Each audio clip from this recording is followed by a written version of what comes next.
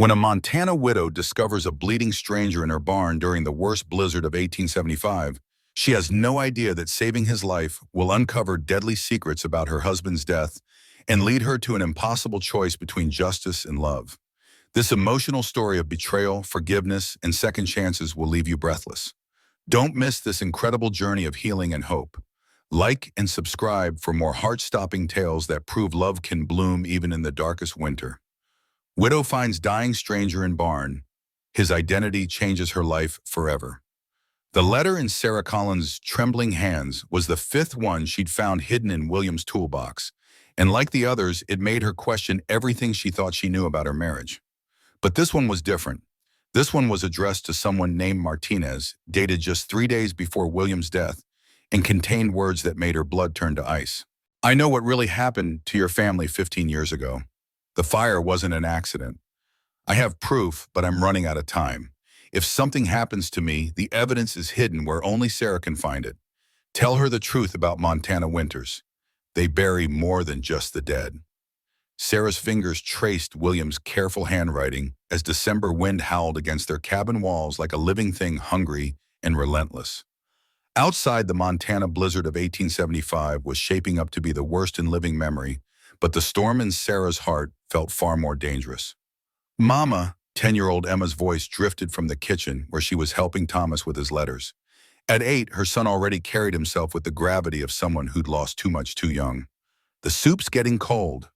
Sarah tucked the letter into her apron pocket next to the bank notice that gave her family exactly 63 days to find a miracle or lose everything William had built. The Martinez letter felt heavier than all their debts combined. The cabin felt smaller tonight, walls pressing in with each gust of wind. Thomas hunched over his plate, his young face serious as he traced letters with chalk worn to a stub. Emma served thin soup into chipped bowls portions, carefully measured to stretch their dwindling supplies. Look, Mama, Thomas said, proudly holding up his slate. I wrote Papa like you showed me. Sarah's throat tightened. William would have been so proud. He'd always said education was the one thing no one could take away, no matter how hard times became. Beautiful work, darling. Your father would be pleased. As they ate in companionable silence, Sarah's mind wandered to the letter burning a hole in her pocket. Martinez. The name meant nothing to her, but William's urgency in that final correspondence suggested it meant everything. Why had her husband been investigating a family fire from 15 years ago? And what did it have to do with their current troubles? A sudden crash outside made them all freeze. Emma's spoon clattered against her bowl as she reached instinctively for Thomas's hand. The wind had been fierce all evening, but this sound was different. Deliberate, heavy with purpose. Stay here, Sarah commanded, reaching for William's rifle. Her hand shook as she checked the chamber's muscle memory from the early days when William had insisted she learn to protect herself. Mama, don't, Thomas whispered, his eyes wide with the same fear that had haunted him since his father's death. The fear of being left alone. Lock the door behind me. Don't open it for anyone but me. The wind hit her like a physical blow as she stepped onto the porch, driving snow into her face with stinging force. The world beyond their small circle of lamplight was a wall of white shapes shifting and dancing in the darkness. Then she heard it. A horse's whinny, low and pained, somewhere near the barn. Sarah's heart hammered as she made her way across the yard, snow already ankle-deep and growing deeper with each step. The barn door hung open, banging against its frame. Inside, their 3 remaining cows huddled together, but it wasn't their distress she'd heard. A magnificent black stallion stood in the far stall sides, heaving with exhaustion and pain. Foam flecked its muzzle, and dark stains that looked suspiciously like blood marked its flanks. But it was the figure slumped against the horse's side that made Sarah's breath catch. A man lay crumpled in the straw, unconscious and bleeding. His expensive coat was torn and muddy, his dark hair matted with what she hoped was melted snow. Even in the dim light, she could see the rise and fall of his chest, shallow but steady. Sarah approached carefully, rifle ready. Strangers in these parts usually meant trouble, especially ones who arrived in blizzards with wounds that looked like bullet holes. But as she knelt beside him, checking for weapons, her nurse's instincts from the war began to take over. The man was burning with fever skin, hot despite the cold. Blood seeped through his shirt from what appeared to be a graze along his ribs, and there was a nasty gash on his temple. Whoever he was, he'd been through hell to reach their barn. Her practical mind cataloged supplies. Bandages were scarce, but available. Laudanum nearly gone, but sufficient. Food tight, but manageable for a few days. The real question was whether helping a wounded stranger was worth the risk to her children. As if summoned by her thoughts, the barn door creaked. Emma's face appeared in the gap, pale but determined. "Mama, we heard the horse." "I told you to stay inside," Sarah said firmly, but her daughter was already stepping into the barn, Thomas close behind. "Is he dead?" Thomas whispered, edging closer with morbid curiosity. "No, but he's badly hurt." Sarah made her decision, the same one she'd made 100 times during the war when wounded soldiers stumbled into their farmyard. "Emma, fetch my medical supplies. Thomas, help me get him inside." "But Mama," Emma protested, "we don't know who he is. What if he's dangerous?" Sarah looked down at the unconscious man, noting the quality of his clothes, the calluses on his hands that spoke of honest work, despite obvious wealth. His face, relaxed in unconsciousness, held none of the hardness she associated with outlaws. He looked like someone's son, someone who mattered to people somewhere. "Then we'll be careful," she said simply. "But we can't leave him to die in our barn. Your father wouldn't have, and neither will we." It took all three of them to half-carry, half-drag the stranger into the cabin. Sarah cleared the kitchen table with quick efficiency, spreading clean sheets over its scarred surface, while Emma boiled water and Thomas fed the fire until the room blazed with warmth. As Sarah cut away the man's shirt, she couldn't help but notice other scars marking his torso. Old wounds healed, but telling stories of violence survived. This wasn't the first time someone had tried to kill him.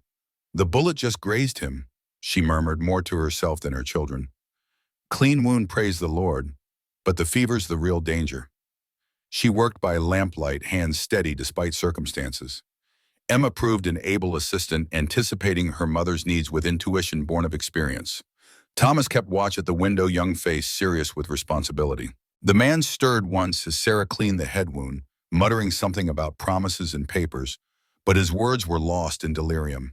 She bathed his forehead with cool water, and gradually his breathing began to ease. "Will he live?" Emma asked softly, helping wrap clean bandages around the stranger's ribs. "God willing," Sarah replied, stepping back to survey their work. The man's color was already better, fever seeming to break. "The next few hours will tell." As if on cue, the stranger's eyes fluttered open. They were dark brown, almost black clear, despite pain and confusion clouding them. His gaze found Sarah's face and held it, and she felt something shift in the room, a sense of recognition that made no logical sense. "Where?" he began, voice rough as gravel. "You're safe," Sarah said, gently offering him water. "You're in our home. I'm Sarah Collins, and these are my children, Emma and Thomas." The man tried to sit up and immediately winced, hand moving instinctively to his bandaged ribs. "My horse is Sombra." "Your horse is in the barn," Emma said quickly. "He's hurt too, but not badly." Thomas gave him water and hay. Relief flickered across the stranger's features, followed quickly by wariness. His eyes swept the cabin, taking in patched walls, meager furnishings, signs of a family struggling to survive. Sarah felt heat rise in her cheeks, ashamed of their poverty before this obviously wealthy man. "I don't have much to offer by way of payment," she began, but he cut her off with a slight shake of his head. "You've already given me my life," he said simply. "That's not a debt that can be repaid with money." Something in his tone made Sarah study his face more carefully. There was grief there, old and deep, and a loneliness that resonated with her own. This wasn't just a rich man who'd gotten himself shot. This was someone who understood loss. "What's your name?" she asked softly. He hesitated, as if weighing what to tell them. "Daniel," he said finally. "Daniel Martinez." The name hit Sarah like a physical blow. Martinez. The same name from William's letter, the family that had died in a fire 15 years ago. But this man was alive here in her kitchen, bleeding from fresh wounds. She must have made some sound, because Daniel's eyes sharpened, studying her face with new intensity. "You know that name." It wasn't a question, and Sarah didn't treat it like one. Her hand moved instinctively to the letter in her pocket, feeling its weight like a stone. "My husband," she began, then stopped. The children were listening, and whatever secrets William had been investigating, they shouldn't hear them from a stranger's lips. We should let you rest. You can tell us more when you're stronger. But as she began to turn away, Daniel's hand caught hers. His grip was weak but insistent, his dark eyes intense despite the pain medication beginning to take effect. "Mrs. Collin," he said, and hearing her name on his lips sent an unexpected warmth through her chest. "Your husband, William Collins. He was trying to help me find the truth about my family's death." Sarah's breath caught. "You knew William?" "We never met face to face, but we corresponded for months. He believed, as I do, that my parents and siblings didn't die in an accident." Daniel's voice grew heavy with grief and determination. "They were murdered, Mrs. Collins. And I think your husband died because he got too close to proving it." The revelation hit Sarah like cold water. All those late nights when William claimed to be working on farm accounts, all those trips to town for supplies that took far longer than they should have, all those worried looks when he thought she wasn't watching, it all made sense now. "Why?" she whispered. "Why would anyone want to hurt your family?" Daniel's eyes drifted closed, exhaustion and medication finally claiming him. But his last words before sleep took him, made Sarah's blood run cold. "Because we lived on land that someone else wanted, land with silver beneath it, land worth killing for." As Daniel slept, Sarah sat vigil beside their unexpected guest, her mind racing with implications. The Martinez family had been killed for their land 15 years ago. William had been investigating their deaths. And now Daniel Martinez, the son she'd assumed had died with the rest, was here wounded and seeking justice, which meant someone else knew he was alive, someone who tried to kill him tonight. Sarah checked the rifle one more time and settled in to watch.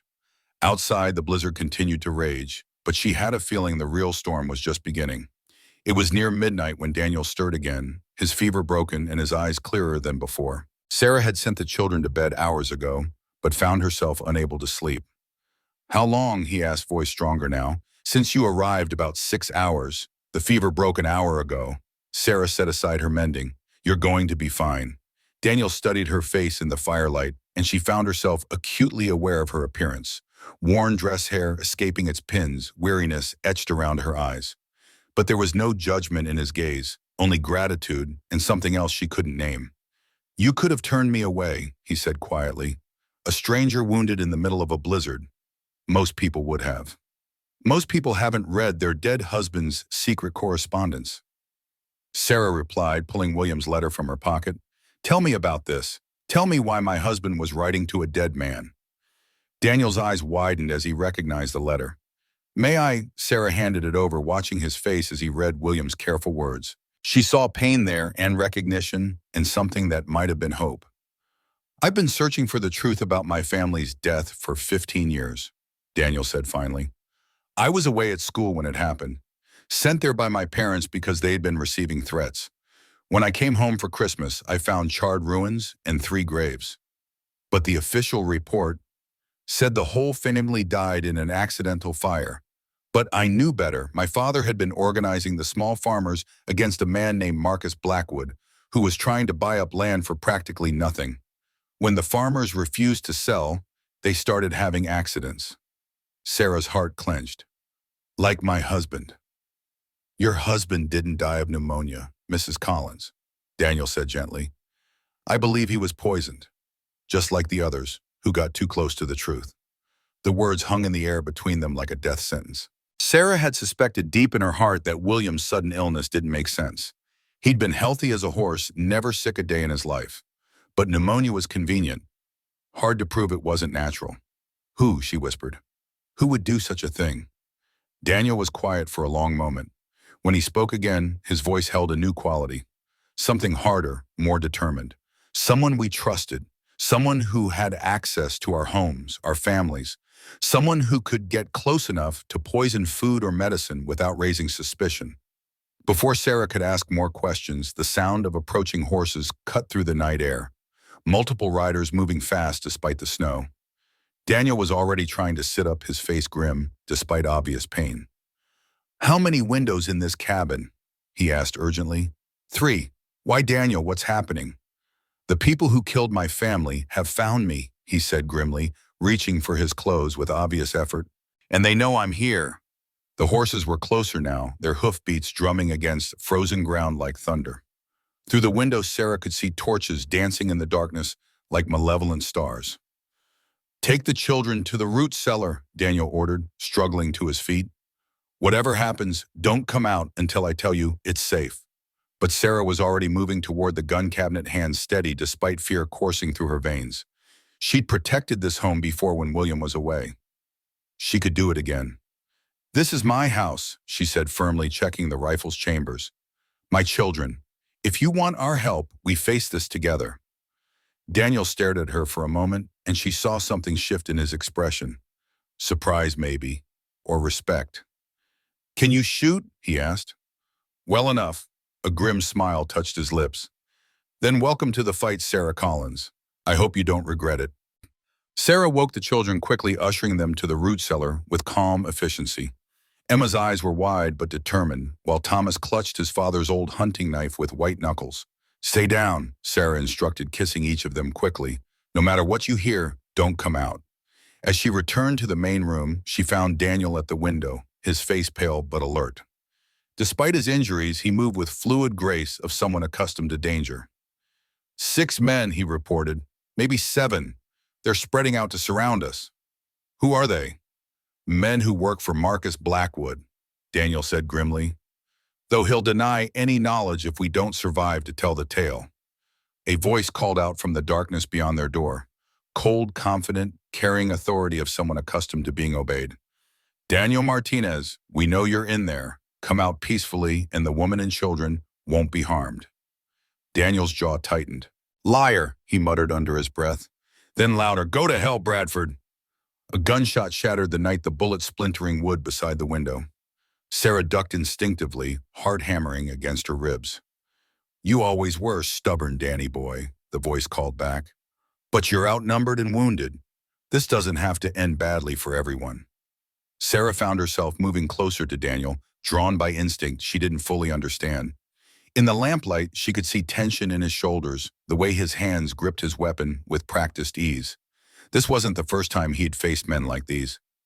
"There's something you need to know," she said urgently, her voice steady despite dangers surrounding them. "About why William really died, about who we can trust." Daniel's eyes widened as the understanding dawned. "You know who the inside person is." Sarah nodded grimly. "And if we survive this night, I'll tell you everything." Outside, the men were growing impatient, their circle tightening like a noose around the little cabin. But inside, 2 wounded souls had found something worth fighting for. The truth. Justice for their loved ones. And perhaps, if they were very lucky, a chance at healing together. The storm was about to begin in earnest. The first bullet shattered the front window, sending glass cascading across the wooden floor like deadly snow. Sarah pressed herself against the wall beside Daniel, her heart hammering as shouts erupted from the darkness outside. "Last chance, Martinez," Bradford's voice cut through the night. "We just want to talk. Nobody has to die tonight." Daniel's grip tightened on his rifle. "They're lying. Bradford doesn't take prisoners." Sarah's mind raced as pieces began falling into place. "Daniel, the person who poisoned William. I think I know who it is." Before Daniel could respond, another volley of gunfire erupted. The men outside were firing systematically now, trying to flush them out through fear and intimidation. A bullet splintered the door frame, inches from Sarah's head. "Who?" Daniel asked tersely, reloading his weapon. "To Rebecca Chen. She was the only one who had access to William in his final days. She brought him medicine food." Sarah's voice cracked as the full horror hit her. "I trusted her completely. We all did." Daniel's face darkened. "Oh, Chen, I should have known. She was there the night my family died too. Came to help with the injured. But there weren't any injured because everyone was already dead." The revelation sent ice through Sarah's veins. Dr. Chen had been their family physician for 3 years, had delivered Thomas when the regular doctor was away, had comforted Sarah through William's final hours. The woman who'd held her hand as William drew his last breath was the same woman who'd caused that death. "She was at the burial," Sarah whispered, remembering how Dr. Chen had seemed so genuinely grief-stricken. "She cried harder than anyone. Guilt, maybe, or relief that her secret was safe." Daniel moved to the broken window, scanning the darkness. "How many people in town know she has access to exotic poisons?" She's one of the few doctors west of the Mississippi with formal medical training. She studied in San Francisco, had access to compounds most frontier doctors have never heard of. Sarah felt sick as she remembered all the times she'd praised Dr. Chen's knowledge, her willingness to travel in bad weather to help patients.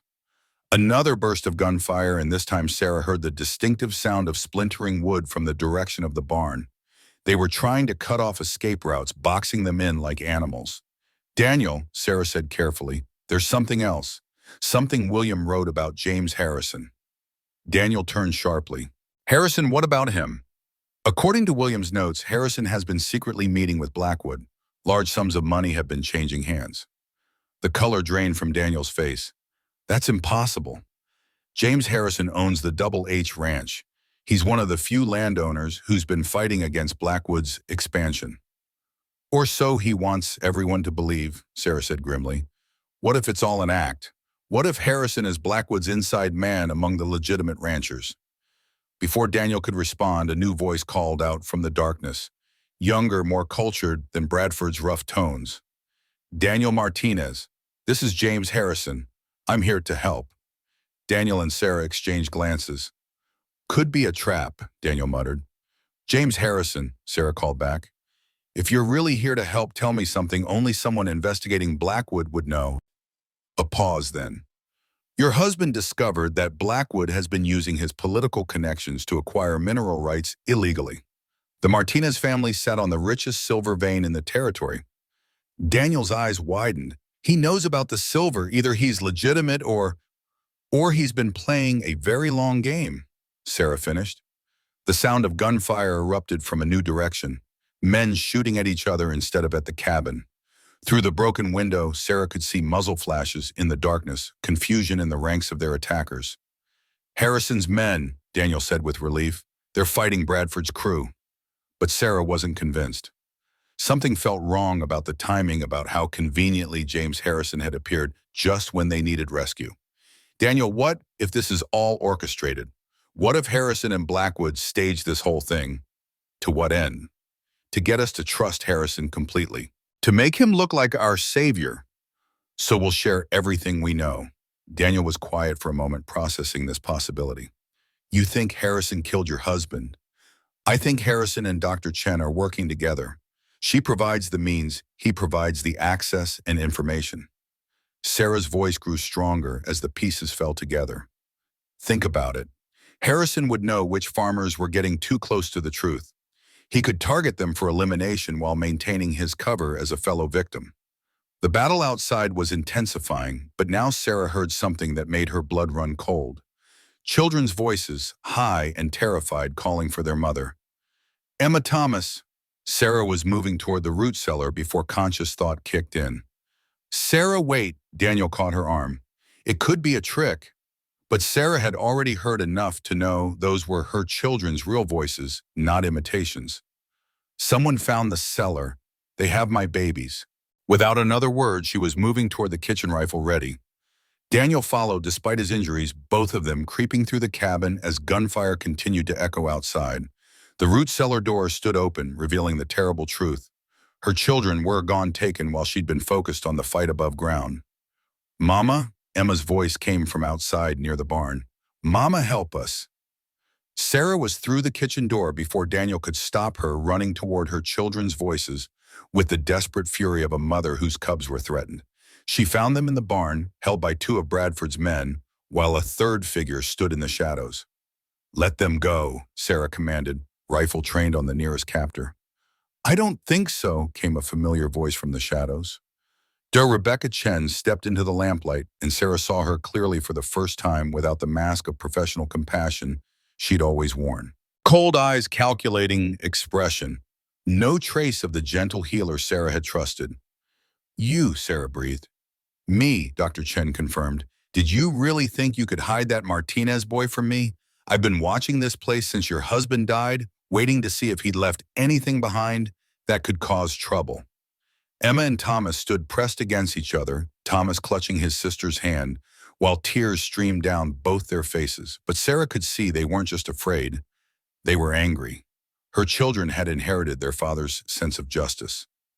Why? Sarah asked, keeping her weapon steady despite the tremor in her voice. Why did you kill William? He trusted you. Inspector Chen's laugh was bitter. Your husband was a fool. He thought he could expose Marcus Blackwood without consequences. He didn't understand that some secrets are too big to reveal. Because you're in love with Blackwood, Sarah said, pieces clicking together. All those late-night calls, all those trips to tend patients in other towns. You've been his lover for years. Love, Sir Chen's expression grew ugly. You think this is about love? This is about survival, you naive little farm wife. Blackwood owns half the territorial government. Cross him and you don't just die, you disappear completely. Your family disappears. Your name is erased from history. Daniel appeared in the barn doorway, moving silently despite his injuries.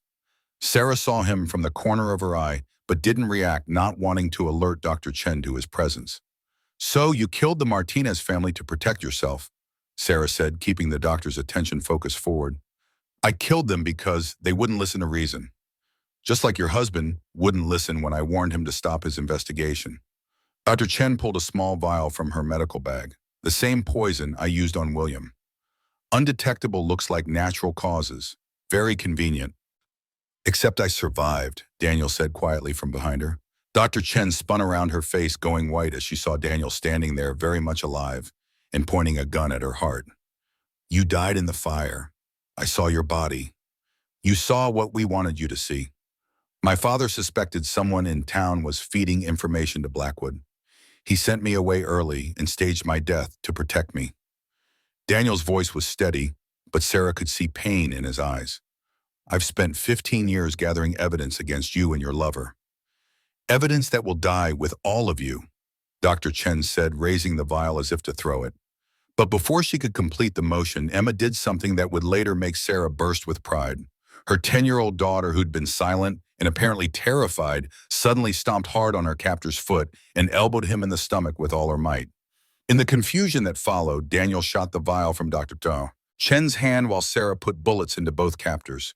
The children broke free and ran to their mother while Dr. Chen dove for a fallen weapon. The barn erupted in gunfire as more men poured through the doors. But these wore the badges of federal marshals led by a tall man with graying hair who moved with unmistakable authority. Federal Marshal Tom Bennett, he announced. Dr. Chen, you're under arrest for the murders of the Martinez family, William Collins, and conspiracy to commit fraud. As the marshals secured the barn, Sarah found herself holding her children close while Daniel slumped against a post, his injuries catching up with him. But it was the figure stepping through the barn doors that made her heart stop. James Harrison walked in, but he wasn't wearing the expensive clothes she'd expected. Instead, he wore a marshal's badge and the hard expression of a man who'd been working undercover for a very long time. Deputy U.S. Marshal James Harrison, he said, approaching them carefully. I've been investigating Marcus Blackwood for 2 years, trying to gather enough evidence to bring down his entire operation. Sarah stared at him, her mind reeling. You're not a rancher. I am, actually. The double H is real and I do own it, but I also work for the federal government. James's expression softened and he looked at Daniel. Your letters to various law enforcement agencies finally reached the right desk. We've been building a case against Blackwood for months. Daniel straightened despite his pain. Is it finished? Is Blackwood finally going to pay for what he's done? It's finished, Marshal Bennett confirmed. Dr. Chen's arrest broke the dam. She's already confessing to everything, trying to make a deal. Blackwood will hang for murder, conspiracy, and about a dozen federal crimes. As the marshals led Dr. Chen away, she turned back to Sarah with venom in her eyes. You think you've won? Blackwood has friends in high places. This isn't over. But Sarah felt a deep peace settling over her for the first time since William's death. Justice was finally coming for the people who'd destroyed so many lives. Her children were safe, and the man standing beside her, Daniel Martinez, whose family had been taken so brutally, was alive and would finally see his parents' killers face consequences. What happens now? Emma asked, still holding tight to her mother's hand. Sarah looked at Daniel, seeing something in his dark eyes that made her pulse quicken despite everything they'd just endured. Now we rebuild, she said simply. We heal. And we make sure something like this never happens again. As they walked back toward the cabin through the snow, Sarah realized that the letter that had started this whole nightmare had also brought her the greatest gift. the truth, and the man who'd helped her find it. The longest night of her life was finally ending, and with the dawn would come possibilities she'd never dared to imagine. 3 weeks after the arrest, Sarah stood in the parlor of the Double H Ranch, watching Daniel teach Thomas how to properly hold a rope, while Emma peppered James Harrison with questions about federal law enforcement. The scene should have felt domestic and peaceful, but tension still crackled in the air like lightning before a storm. "You're still not convinced," Daniel said quietly, appearing beside her with 2 cups of coffee. His wounds had healed well, but Sarah could see wariness in his dark eyes that hadn't been there before the revelations about Dr. Chen. "It's hard to trust anyone completely after what we've been through," Sarah admitted, accepting the coffee gratefully. "3 weeks ago, I thought I knew everyone in my life. Now I'm discovering that almost nothing was what it seemed." What? James approached this, having finished answering Emma's rapid-fire questions about territorial law. "Mrs. Collins, I understand your hesitation to trust me. If I were in your position, I'd feel the same way." Sarah studied his face, looking for any sign of deception. James Harrison was undeniably handsome, with the kind of steady presence that made people want to believe in him. But Sarah had learned that the most dangerous people were often the most charming. "Show me your credentials again," she said bluntly. Without hesitation, James produced his federal marshal's badge and commission papers. Sarah examined them carefully, noting details she'd missed in the chaos of that night. The papers were authentic.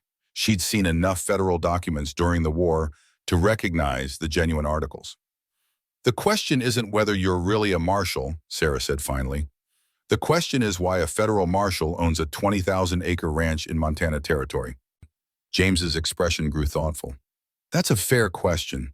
The truth is I inherited the Double H from my uncle when I was 22. I was already working for the Marshal Service then, and my superiors thought having an agent with legitimate business interests in the territory would be useful for long-term investigations." "Like the Blackwood case," Daniel said. "Among others. Territorial corruption is a bigger problem than most people realize. Having a base of operations that doesn't look like government involvement has been invaluable." Sarah found herself wanting to believe him, which made her even more cautious. "What happens to your investigation now that Blackwood is in custody?" "There are others. Blackwood was part of a larger network of territorial officials, land speculators, and business interests that have been systematically defrauding homesteaders and small farmers." James's voice grew hard. "Your husband's death, Daniel's family's murder, they're part of a pattern that stretches across multiple territories." The weight of what James was saying settled over Sarah like a heavy blanket. The scope of the corruption was almost incomprehensible. "How many families have they destroyed?" "We're still counting, but preliminary estimates suggest dozens of families, hundreds of individual victims." James met her eyes. "Which is why I need to ask you both something important." Daniel tensed beside her. "What kind of something?" "We need witnesses, people who can testify about what Blackwood's organization did to their families. The federal prosecutors want to make sure everyone involved faces justice, not just the ones we've arrested so far." Sarah felt a chill that had nothing to do with the Montana winter. "You want us to testify in federal court?" "I want you to help us make sure this never happens to another family," James said quietly. "But I won't lie to you about the risks. Some of Blackwood's associates are still at large. Testifying would put you in danger." "More danger than we're already in?" Daniel asked grimly. "Potentially, yes. Right now, they might assume you'll stay quiet out of fear. Testifying would make you active threats to their continued operations." Sarah looked at her children, who were now attempting to teach each other card games they'd learned from Mrs. Henderson. Emma's laughter rang out across the parlor, the first truly carefree sound Sarah had heard from her daughter since William's death. Thomas was smiling, his young face finally free of the haunted expression that had worried her so much. "How long would we have to testify?" she asked. "The trials could stretch over months, and you'd need protection during that time, which would mean leaving Montana Territory entirely." "No," Sarah said immediately. "I won't uproot my children again. They've been through enough." James nodded as if he'd expected this response. "What if I told you there was another option, a way to keep you safe while still remaining in Montana?" Daniel leaned forward. "What kind of option?" "Marriage," James said simply. "If Mrs. Collins were to marry someone with federal protection, someone whose ranch has armed guards and federal backing, she and her children would be untouchable." The words hung in the air like a challenge. Sarah felt heat rise in her cheeks as the implications became clear. Are you proposing to me, Marshall Harrison? I'm proposing a practical solution to a dangerous problem, James replied carefully. But if I'm being completely honest, it wouldn't be entirely practical from my retry JN continue edit perspective. Sarah's pulse quickened, but she forced herself to remain calm. Meaning, meaning that I've come to care about you and your children more than a federal marshal probably should. James's voice was steady, but she could see vulnerability in his eyes. These past 3 weeks, watching you rebuild your life, seeing how strong you are, it's made me realize how empty my own life has been. Daniel cleared his throat. Perhaps I should give you two some privacy to discuss this. No, Sarah said quickly, then felt her cheeks burn as both men looked at her with raised eyebrows. I mean, Daniel, this affects you too. You've been living here helping with the children and she trailed off, realizing she was about to voice feelings she hadn't fully acknowledged even to herself. Sarah, Daniel said gently, what are you trying to say? She looked between the two men who had become so important to her family's survival. James steady and reliable, offering security and a future free from fear. Daniel, whose quiet strength and shared understanding of loss had become a source of comfort she hadn't expected. I care about both of you, she said finally, but not in the same way. James's expression grew carefully neutral. I see. No, I don't think you do. Sarah took a deep breath, knowing that what she said next would change everything. James, you're a good man. You've protected us. You've been honest about the dangers we face. But when I look at you, I see safety and respect. When I look at Daniel, she turned to meet Daniel's dark eyes, seeing hope and fear warring in their depths. When I look at Daniel, I see William, she said softly. Not because they're alike, but because Daniel makes me feel the way William did. Like I'm home. Daniel's intake of breath was audible.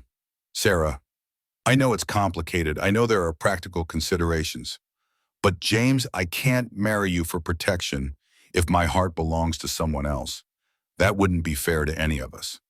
James was quiet for a long moment, his expression unreadable. Then to Sarah's surprise, he smiled. I was hoping you'd say something like that. Daniel looked as confused as Sarah felt. Daniel, you've been in love with her since the first week you were here. And Sarah, you light up whenever he walks into a room. I'd have to be blind not to see it. James's smile grew wider. I may have feelings for Mrs. Collins, but I'm not about to stand in the way of something real. Relief flooded through Sarah, followed immediately by a new worry. But the protection you mentioned. There are other ways to keep you safe. Federal safe houses, relocation programs, witness protection. James's expression grew serious again. Though I still think testifying is important if you're willing. Before Sarah could respond, Emma's voice cut through their conversation. Mama, there are riders coming up the road. A lot of them. The adults moved to the window and Sarah felt her heart sink as she saw at least a dozen armed men approaching the ranch house. They moved with the purposeful coordination of a military unit, and she could see the glint of weapons in the afternoon sun. Bradford's associates, Daniel asked grimly, checking his sidearm. James studied the approaching riders through a spyglass. No, these are federal marshals. I recognize the lead rider. That's Marshal Wilson from Denver. Relief washed over Sarah, but James's expression remained troubled. Wilson wouldn't bring a dozen men unless something serious had happened, he said. Something we need to know about immediately. The riders reached the house within minutes, and Marshal Wilson dismounted with the efficient movements of a man who'd spent his life in the saddle. He was older than James, with gray hair and the weathered face of someone who'd seen too much violence. Harrison, Wilson said without preamble, we need to talk, privately. James gestured toward his study. Mrs. Collins and Mr. Martinez are involved in this case. Whatever you have to say, they should hear it. Wilson hesitated, then nodded. Fair enough, but prepare yourselves for bad news. In the study, Wilson spread a collection of telegrams across James's desk. Sarah could see official seals and urgent priority markings on several of them. Marcus Blackwood is dead, Wilson said without preamble. Sarah felt the blood drain from her face. How found hanged in his cell 3 days ago. Officially, it's being ruled suicide. Unofficially, Wilson's expression was grim. Someone wanted to make sure he never testified. Daniel slammed his fist on the desk. They killed him to protect themselves. It gets worse, Wilson continued. Dr. Chen was found dead in her cell the same morning. Also ruled suicide, also suspicious as hell. Sarah sank into a chair, the full implications hitting her. Without their testimony, the case against the larger conspiracy becomes much harder to prove. James finished. We have documentation, but personal testimony from the architects of the scheme would have been invaluable. There's more, Wilson said reluctantly. We have reason to believe that Blackwood's death wasn't just about silencing him. It was a message. The remaining members of his organization are tying up loose ends. Meaning, Sarah asked, though she was afraid she already knew. Meaning that you and Mr. Martinez are now the primary witnesses who can connect this conspiracy to its roots, which makes you extremely valuable to federal prosecutors and extremely dangerous to anyone who's still involved. The study fell silent as the weight of Wilson's words settled over them. Sarah looked at her children through the doorway, watching them play cards with Mrs. Henderson, and felt a fierce protectiveness rise in her chest. What are our options? She asked. Witness protection, Wilson said immediately. New identities, relocation to a different territory, federal guards until the trials are over. And if we refuse to testify, then a lot of very bad people continue to profit from murder and fraud, and other families suffer what you've suffered. Wilson's voice was gentle but firm. I won't lie to you, Mrs. Collins. We need your testimony to make this case stick. Sarah looked at Daniel, seeing her own internal struggle reflected in his eyes. The practical choice was clear. Take the protection, relocate somewhere safe, start over with new names and new lives. But the moral choice was equally clear. Stand up and fight for justice no matter the personal cost. How long? Daniel asked. How long would we need protection? Hard to say. Could be months, could be years. Depends on how many trials result from our investigation. Wilson consulted his notes. Current count is 14 separate defendants across 3 territories. Some will probably take plea deals, but the major players will fight it all the way to the Supreme Court if necessary. Years, Sarah repeated faintly. Years of looking over her shoulder. Years of her children growing up in fear. Years of never knowing if they were truly safe. There is one other option, James said quietly. One that Marshal Wilson might not approve of. Wilson raised an eyebrow. I'm listening. What if we don't run? What if we stay here, fortify the ranch, and dare them to come after us? James's voice grew stronger as he warmed to the idea. The Double H is defensible. We have federal backing, and we'd be on familiar ground. Absolutely not, Wilson said immediately. Too risky. Riskier than putting civilians in federal safe houses where any corrupt official could find them, James countered. At least here we control the variables. Sarah found herself drawn to James's suggestion, despite its obvious dangers. The Double H had become home over the past 3 weeks. Emma and Thomas were finally beginning to heal from their father's death, finally starting to smile and laugh again. The thought of uprooting them once more, of starting over in some unfamiliar place with fabricated identities, felt like another kind of death. What would fortifying mean exactly? She asked. Additional guards, federal agents posing as ranch hands, security measures that would make this place virtually impregnable. James was clearly improvising, but his ideas sounded solid. We'd be making a statement that we're not running, we're not hiding, and we're not afraid. You should be afraid, Wilson said bluntly. These people have killed dozens of families. They have resources, connections, and nothing left to lose. Then let them come, Daniel said quietly, and Sarah heard something in his voice she'd never heard before. Not just determination, but righteous anger. I'm tired of running from shadows. My family deserves justice, and I'm going to see that they get it. Sarah looked at her children again, seeing William's stubbornness in Thomas's set jaw and her own fierce independence in Emma's bright eyes. They were Colin's children, raised to stand up for what was right even when it was difficult. We stay, she said firmly. We testify, and we trust that justice will prevail. Wilson shook his head. I think you're making a mistake. Maybe, Sarah agreed, but it's our mistake to make. Over the following weeks, the Double H Ranch transformed into something resembling a military compound. Federal agents arrived daily, some openly wearing badges, others posing as ranch hands or household staff. James coordinated security measures with the efficiency of someone who'd done this before, while Daniel threw himself into learning everything he could about defensive tactics. Sarah found herself caught between two worlds: the domestic routine of caring for her children and managing a household, and the surreal reality of living under armed guard while preparing to testify against murderers. "Mama," Emma said one evening as Sarah tucked her into bed, "are the bad men really going to try to hurt us?" Sarah looked into her daughter's eyes and made a decision that would have seemed impossible months ago. She chose truth over false comfort. "They might try," she said honestly, "but we have good people protecting us and we're going to be very careful. And Emma, sometimes doing the right thing means facing danger. Your father taught me that." "I miss Papa," Emma whispered. "I know, sweetheart. I miss him too. But Papa would be proud of us for standing up for what's right, even when it's scary." After Emma fell asleep, Sarah found Daniel on the front porch, staring out at the guards patrolling the perimeter. The Montana sky was clear and cold stars brilliant in the thin air. "Second thoughts?" she asked, settling beside him on the porch swing. "Every day," Daniel admitted. "But then I think about my parents, my little sister Maria, my brother Carlos.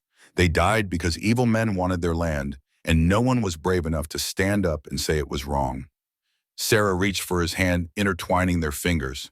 The gesture felt natural now, right in a way that still surprised her. "Daniel," she said carefully, "when this is all over, when the trials are finished, and we're safe, what do you want to happen next?" He turned to look at her, moonlight highlighting the strong lines of his face. "What do you want to happen?" "I want us to be a family," Sarah said simply. "You, me, Emma Thomas. I want to marry you and spend the rest of my life making up for all the years we've lost to other people's greed and hatred." Daniel's smile was brilliant in the darkness. "Is that a proposal, Mrs. Collins?" "I suppose it is, Mr. Martinez." Instead of answering with words, Daniel kissed her. It was gentle and sweet and full of promise for a future they were both determined to live to see. "Yes," he whispered against her lips. "Yes to everything."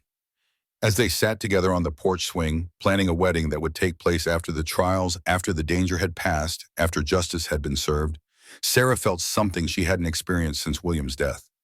Peace. Not the absence of conflict, but the deep certainty that she was exactly where she belonged, with exactly the right person fighting for exactly the right cause. The trials would begin in 3 months. There would be danger, uncertainty, and probably more heartbreak before it was all over. But there would also be justice. There would also be love. And there would also be the satisfaction of knowing that William's death and the deaths of the Martinez family had not been in vain. As the stars wheeled overhead and the guards made their quiet rounds, Sarah Collins, soon to be Sarah Martinez, felt truly wealthy for the first time in her life. Not in gold or silver or vast acres of land, but in the riches that really mattered: love, family, courage, and hope for tomorrow. The winter was ending. Spring was coming, and they would face it together. 6 months later, as Sarah stood in the witness box of the federal courthouse in Denver, looking directly into the eyes of the men who had destroyed so many lives, she thought about that snowy night when a wounded stranger had stumbled into her barn. Sometimes the greatest storms brought the most unexpected gifts. Sometimes a dying man's arrival changed everything. Sometimes justice was worth any price. And sometimes, if you were very brave and very lucky, love really could bloom in the darkest soil and grow strong enough to survive any winter.